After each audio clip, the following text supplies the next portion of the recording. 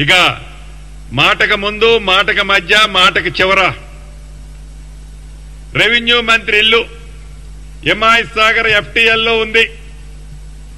Revenue మంత్రి ఇల్లు MIS Sagar buffer zone లో ఉంది. రెవెన్యూ మంత్రి ఇల్లు ఎట్లుంది అట్లుంది అని ఆనాటి ఎంఐయుడి మినిస్టర్ గారు వారి తొత్తులు ఇతరత్రా మాట్లాడుతున్నారు. నేను ఈ వేదిక ద్వారా ఒకటే ఛాలెంజ్ ఇస్తున్నాను.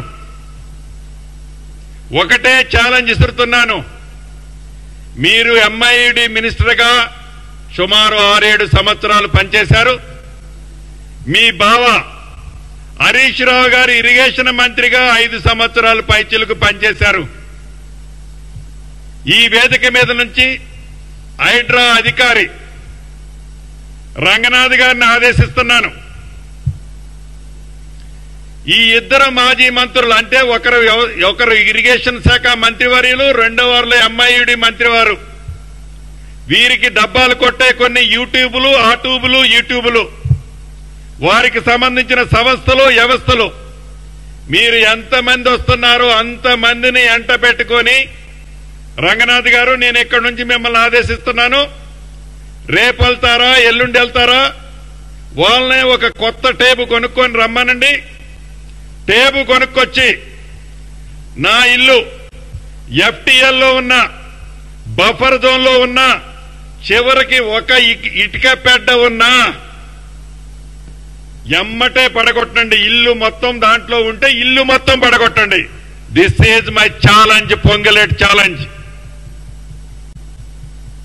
మాజీ మంత్రివర్యులు ఈనాడు ప్రధాన ప్రతిపక్షం అని చెప్పుకునే వాళ్ళకి ఇక్కడి నుంచి ఛాలెంజ్ చేస్తున్నా. ఒక్క ఇటుక పెడ్డ ఎఫ్టీఎల్లో గాని బఫర్ జోన్ లో ఉంటే మా అధికారులు మీ పక్కన ఉంటారు. మీరే టేప్ పెట్టి కొలుచుకోండి. మా అధికారులు కొలిస్తే మీకు నమ్మకం ఉండదు. ఎందుకంటే నేను అధికారంలో ఉన్నా కాబట్టి మిస్యూజ్ చేశానని అనుకుంటారు కదా మీరు.